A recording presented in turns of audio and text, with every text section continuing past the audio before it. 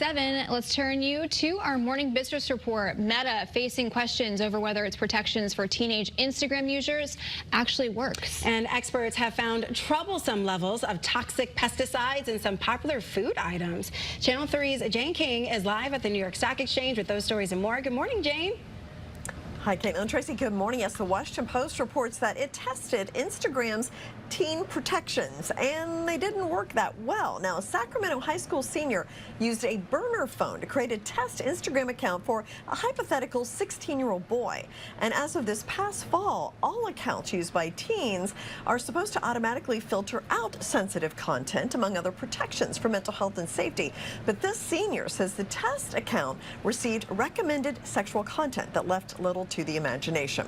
Well, apples, along with grapes, strawberries, nectarines, and spinach top the list for the highest traces and widest variety of pesticides that have been linked to cancer and reproductive problems. That's according to research from the Environmental Working Group. Now, strawberries top the list with an average of 7.8 different pesticides per sample, including some that have been linked to infertility and cancer. Now, a total of 209 pesticides were found and across 12 items, with 95% of the samples having at least one chemical.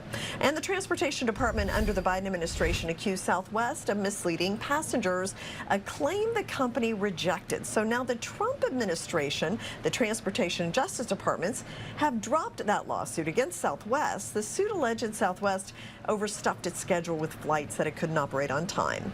And the U.S. credit downgrade by Moody's comes after a winning week on Wall Street. So especially the NASDAQ, very strong last week. It was up 7%.